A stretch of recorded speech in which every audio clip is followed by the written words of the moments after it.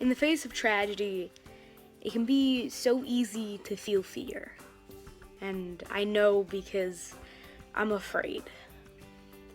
But we can't let this stop us. Gay people and trans people, the whole acronym has been systematically oppressed and murdered and burned at stakes and tied to the back of pickup trucks for decades. We are just finally starting to make progress. We have just finally earned the right to get married. We are just now considering that maybe transgender people should be able to use the bathroom that, they identify with, which I still don't understand why that's an issue. And I know it's easy to be scared. What if that man who gave you a really mean look because you were holding your girlfriend's hand at the mall, what if he had a gun? What if that woman who, gave you this evil stare in the bathroom because she thought you were a little boy, what if she had a gun? What if?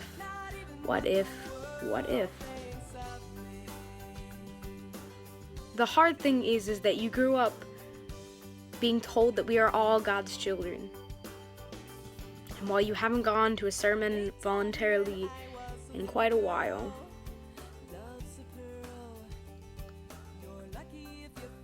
what if we are all God's children? And I don't know what that means. I don't know if that helps. I don't know how to take a bigotry and spit it back out as something kind or peaceful. I don't know how to change minds just yet, but I'm trying. Every day I know that I go out and I represent an entire community of people, and I shouldn't, and that's wrong, but I do.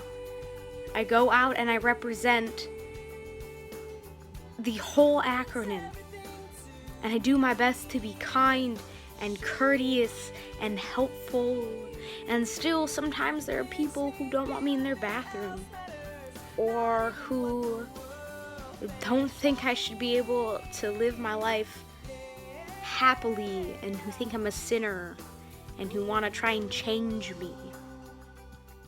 But I have news for them. Love is always stronger than hate. Love is universal. Love is something felt by everyone, and it feels just the same. I spent 20 years of my life listening to your love song, watching your romance movies, reading your books, and the minute I felt this feeling, I knew exactly what it was. I just felt it for someone different than was expected. And she makes me want to be a better person, and she makes me smile and cares for me and appreciates me and makes my stomach do somersaults. It's that same feeling. We're not that different. The one thing you will never understand is what it is like to be in a group full of gay people or queer people at Pride. I've tried to explain this feeling many times, but I think it might only be something felt by minorities. To be at a Pride parade, to know that all of these people understand your struggle in some way, that all of these people are here to love and to support you, and yes, some of them are allies, but also to look out into that crowd and say, I never knew there were so many people just like me out there. Because sometimes it can feel very lonely. Sometimes it's like, I know these 3 other gay people and we are best friends. But other gay people don't exist. And to go to a Pride parade and just see that it really is 1 in 10, and to see that you are not alone and there are way more of you than you ever could have imagined, and this sense of pride in who you are and the strength that comes from it and how safe you feel there. Because sometimes there are times when I'm not allowed to be myself. There are times when I have to go back into the closet, or I have to worry about how other people view me or what other people think about me. But there, I'm in a community of people just like me. And these are safe places. And these are places where I'm not scared to kiss my girlfriend, or to hold her hand, or to be myself. And that can be really rare sometimes. And these places, we don't have gay bookstores anymore. We don't have gay coffee shops. We have gay nightclubs. We have gay parades. We have community centers. That's what we have. And these places can be so sacred. For some people, they can be the only family they have. And the fact that that was violated means that we all, as a, countrywide, as a global-wide community, mourn that. Especially when our brothers have already had to overcome so much with the AIDS crisis, the fact that it's still not over, that it's a big deal that they're able to give blood to help, with the victims of this horrible massacre, that people are still wanting to claim that it wasn't a hate crime?